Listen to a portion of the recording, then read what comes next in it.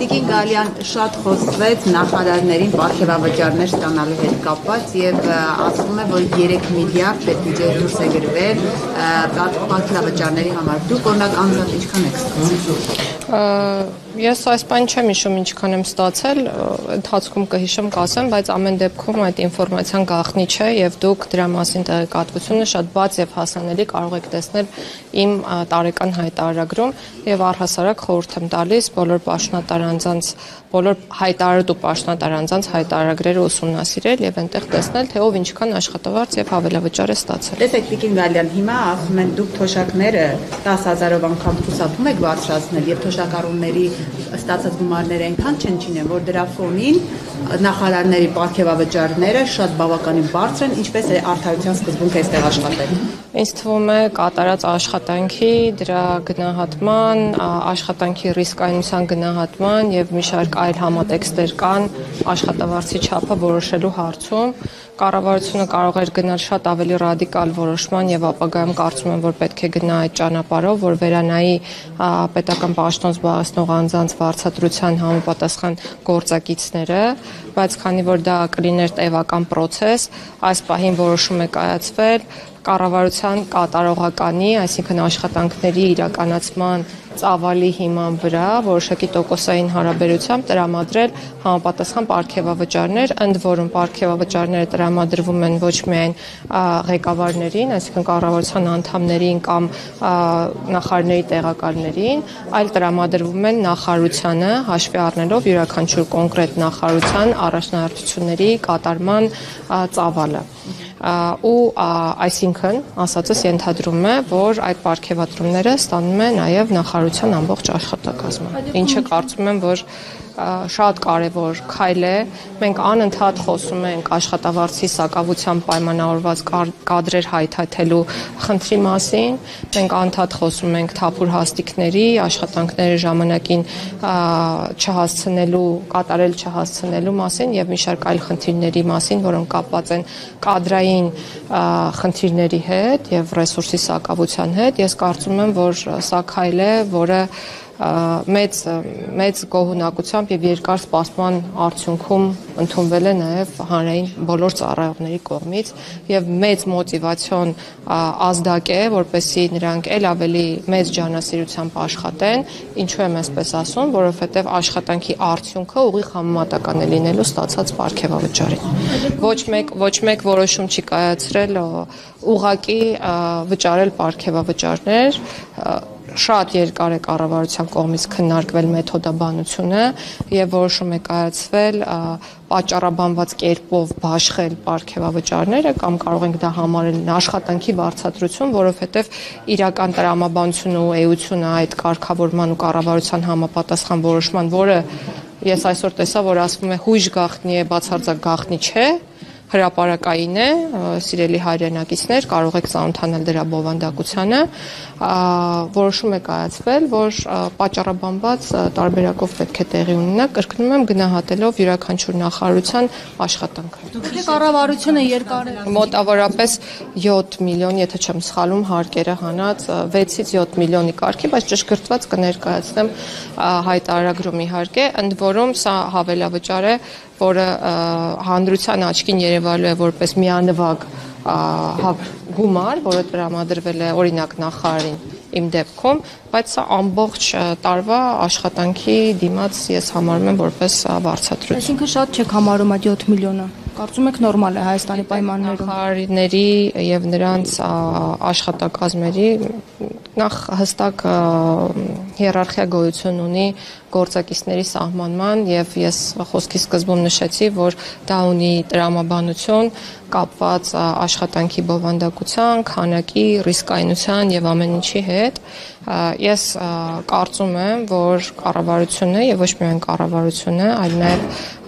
դատարանները, իրավապահ համակարգի ներկայացուցիչները, նաեւ ինչու ոչ օրենսդիր մարմնի ներկայացուցիչները կատարում են այնպիսի աշխատանք, որը պետք է այո բարձր վարձատրվի մեր պետությունում, ինչու, որովհետեւ մենք նույն խնդիրը ես հետ շատ անկեղծ եմ ուզում լինել։ Փոխնախարարի պաշտոնում նշանակվող անձը եղել է իրավիճակ, երբ ուղղակի հրաժարվել է հաշվի առնելով աշխատավարձը, որովհետև որոշ այլ մարմիններում, այդ թվում կառավարության ենթակա մարմիններում այսօր վարչության պետերը ստանում են ավելի բարձր աշխատավարձ, քան կարող է ստանալ փոխնախարարը։ Եթե այսքան անկեղծացա, իմ մասին էլ ձեզ մի բան պատմեմ, գլխավոր դատախազի տեղակալի պաշտոնից հետո, երբ նշանակվեցի նախարարի պաշտոնում, իմ աշխատավարձը տարբերվում էր ինձ համար անբարենպաստ տեսանկյունից, որովհետև ուղղակի իջեցվել էր, ոչ թե իջեցվել էր, այլ այդպես էր, որովհետև ցածր էր ավելի, քան գլխավոր դատախազի տեղակալի պաշտոնում իմ ստացած աշխատավարձը։ Բայց ես իմ ռիսկերը գնահատ, իհարկե կարող էի եւ ստանալ ձեր ուզած աշխատավարձը, չէ՞ որ երկրի վիճակը, պետբյուջե, թոշակներ այնպես են։ Դուք ինձ ընդհատեցիք, ցանկալի չէ։ Ես շարունակում էի միտքս ասելով, որ կարող էի չընտրել նաև նախարարի պաշտոնը, բայց ընտրեցի հաշվի առնելով բոլոր այն վատ հարացումները սոցիալական վիճակի մասով, որոնք կան, եւ այն աշխատանքի բնույթը ինձ գրավեց, որ ես այսօր իրականացնում եմ եւ շատ գոհ եմ, որ ընտրել եմ այս ճանապարհը։ Ասում եք կառավարությունը երկար քննարկել է այս հարցը, այս դեպքում ինչու նույն որոշումը չի կայացվել ուսուցիչների նկատմամբ, դասախոսների, բժիշկների եւ միայն պաշտոնական անձանց։ Շատ բարձ պատճառաբանությամբ, որովհետեւ տարբեր մարմինների հետ կապված աշխատավարձերի բարձրացման ֆորմուլաները մշակվել են տարբեր ժամանակահատվածներում եւ տարբեր կերպ։ Ուսուցիչների համար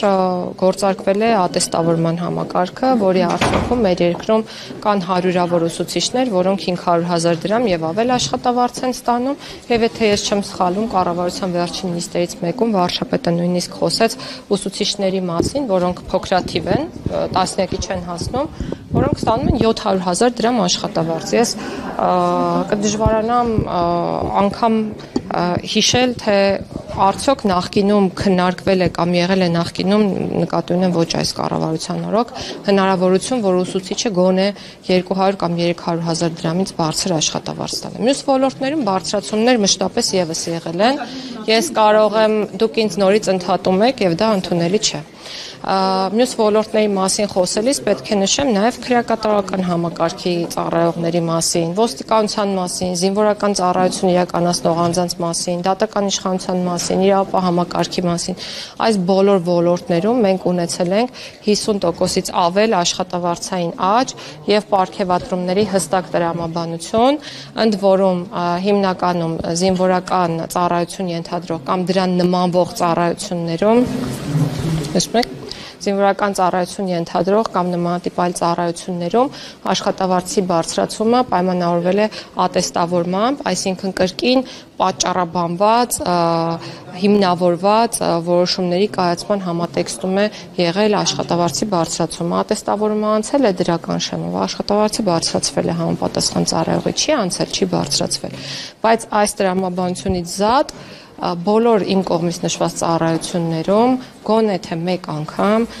եթե չեմ սխալվում, ոչ պակաս քան 30%-ով աշխատավարձերի ուղղակի բարձրացում է տեղի ունեցել։ Ես ձեզ կխնդրեմ գնալ կրկին թերթել պատմության էջերը, հանել այն բոլոր փոփոխությունները աշխատավարձերի բարձրացման հետ կապված, որոնք այս կառավարության մանդատը ստանձնելուց հետո տեղի են ունեցել եւ ես ձեզ վստահեցնում եմ, որ պետական բոլոր օղակներում դուք փոփոխությունները կտեսնեք։ Հիմա մի ճշտում է, ես դեռ ստացած գումարների աշխատավարձը բարձրացում եք, թե պարգևավիճակը վերլուծել։ Աշխատավարձ իրավական տեսանկյունից կլիներ այն դեպքում, երբ բարձրացվեր գործակիցը օրենքում, եւ ես իմ խոսքի սկզբում նշեցի, որ շատ ավելի լավ կլիներ, որ այդպես լիներ, բայց դա կլինի ապագայում, ես հուսով եմ, որպեսզի իրավական տեսանկյունից օրենքի հիման վրա փոխհատուցումը համարվի հենց աշխատավարձ։ Այս պահին պարգևավճարի մասն է խոսքը, բայց դա փաստահեն եղանակով նշեցի, որ համարվում է աշխատավարձի դիմաց հատուցում, ներողություն, աշխատանքի դիմաց հատուցում, կարող եք դա համարել աշխատավարձ, ինչու, որովհետև դա տրամադրվում է գնահատելով կոնկրետ նախարարության աշխատանքը։ Շատ լավ, փաստորեն դուք լավ նկատի ունեմ կառավարության անդամները լավ աշխատանքի համար են այս գումարները ստացել։ Բայց սրանից ամիսներ առաջ Նիկոլ Փաշինյանն ասում էր, որ դուք վատ եք սովորել, մնացել եք նույն դասարանում, հետևաբար ինչի համար են տրվել այդ պարգևավճարները ձեզ։ Խոսքը ձեր մասին չէ, ընդհանուր կառավարության մասին է խոսքը։ Կառավարությունը լավ թե վատ է։ Ես ձեզ մի հուշում անեմ, ես խորհուրդ եմ տալիս կոնտեքստից չկտրել երբևէ որևէ պաշտոն տարանձի ասվածը եւ չներկայացնել դա հանրությանը կոնտեքստից դուրս։ Ես ասում եմ այո, շատ հարցերում մենք չունենք կրթական այն բավարար մակարդակը, որը պետք է ունենանք կամ ցանկալի ունենանք եւ ձգտում ենք ունենալ։ Եվ ամոթ չէ շարունակական կրթվելը եւ ցանկություն ունենալ ինքնակրթվելու։ Որպեսզի դուք գնահատեք կառավարության աշխատանքը, դուք կարող եք վերցնել կառավարության ծրագիրը, կարող եք վերցնել նախարարությունների կողմից մշակված եւ կառավարության կողմից ընդունված ռազմավարությունները եւ դիտարկել մոնիտորինգի արդյունքները, այսինքն կատարողականի գնահատականը, հաջորդ քայլով կարող եք վերցնել բյուջեի մասին օրենքը եւ նախարարություններին հատկացված ծավալները ֆինանսական միջոցների,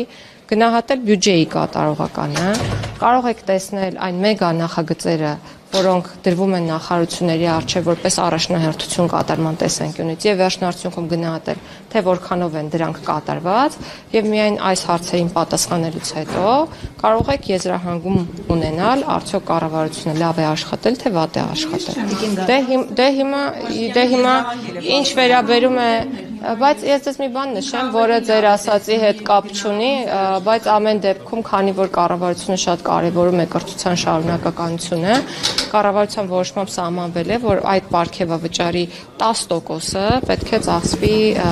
կրթական նպատակներով, այսինքն որոշակի վերապատրաստումներ պետք է անցնեն հանրային ծառայողները, բոլոր այն հանրային ծառայողները, որոնք պարգևատրվել են, իսկ դրանց շրջանակը շատ մեծ է։ Ես կարող եմ պատասխանատվություն վերցնել եւ ասել, որ գրեթե բոլոր հանրային ծառայողները պարգևատրվել են եւ դա լավ է, որ պարգևատրվել են։ Ինչ տարվա համար էլի է նախատեսված 2026-ին։ Կառավարության համապատասխան որոշումներին հետևեք եւ կտեղեկանեք։ Տիրին Գալյան, դուք օրինակ գերատեսչության որպես ղեկավար ինչ չափորոշիչով եք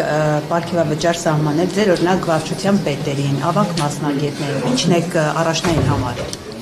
Մենք ունենք ներքին գնահատման մեխանիզմներ, ընդ որում գնահատումը իրականացնում եմ ոչ թե ես, այլ գնահատումն իրականացնում է աշխատակցի անմիջական ղեկավարը եւ հետո անմիջական ղեկավարների անմիջական ղեկավարը եւ հետո ուղղակի դրվում է իմ ստորագրությունը եւ ես չեմ կարող գնահատել ամենաներքևի օղակում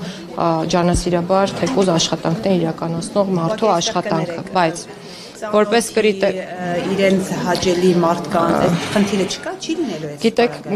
մենք էլ չենք կարող մեզ թույլ տալ նման շռայլություն, որովհետև մեզ պետք են աշխատողներ եւ պետք է արդյունք։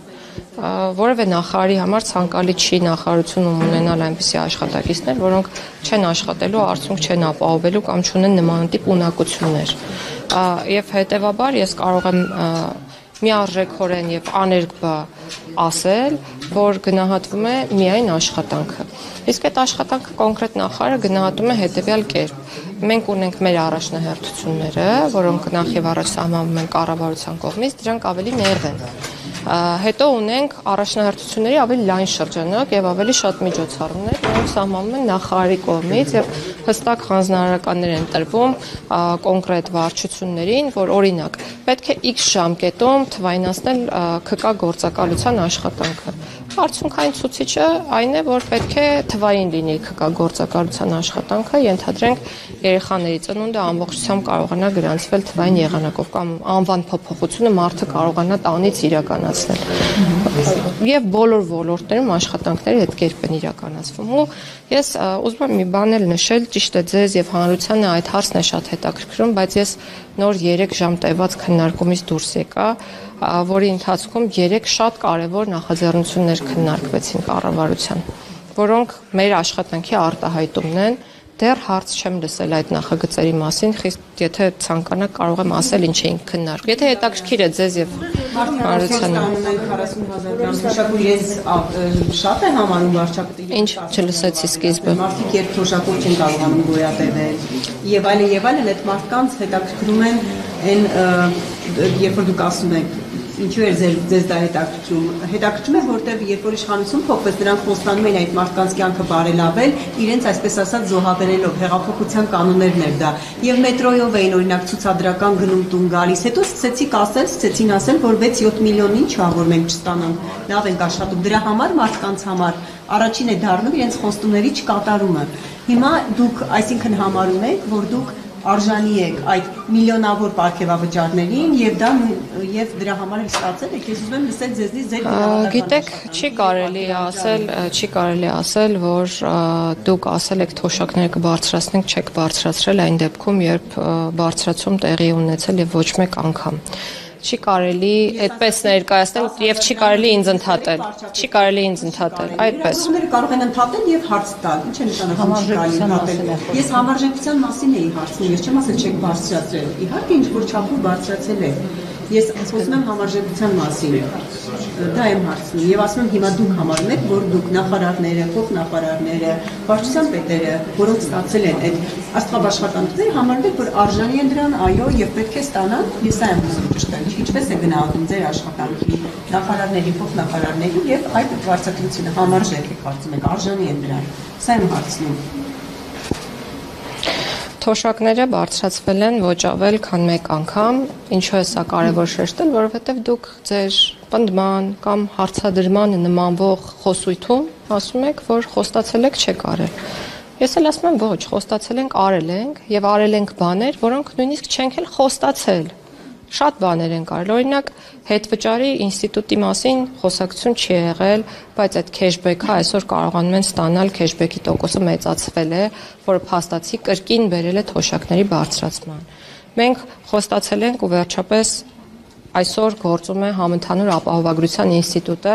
որը պարտադիր շահառուներ է նախատեսում որպես նույն թոշակառու անձանց, որոնք ժամանակին զրկված են եղել անվճար բժշկական օգնություն ստանալու հնարավորությունից։ Ինչու չենք ասում այն բաները, որոնք մենք արել ենք, խոստացել ենք եւ արել ենք, եւ չենք խոստացել, բայց արել ենք, որովհետեւ կարծել ենք, որ պետք է անենք անկախ նրանից դրանք որպես նախընտրական խոսում ներկայացվել են, թե ոչ։ Ինչ վերաբերում է նրան համարժեք է, համարժեք չէ, սա ընդհանուր որոշում է եւ քանի որ արդեն որպես փաստ կարող ենք խոսել, ես կրկնում եմ, որ մեթոդաբանությունը շատ երկար քննարկվել է եւ տրամաբանության հիմքում դրվել է կատարված աշխատանքի ծավալը, այսինքն սկզբից թիրախները, որոնք սահմանվել են, հետո դրանց հասնելու ճանապարհը եւ արդյունքը, ես վստահ եմ, որ մեթոդիկայի տեսանկյունից հաջող ընտրված տարբերակ է եւ կարծում եմ, որ այո համարժեք է։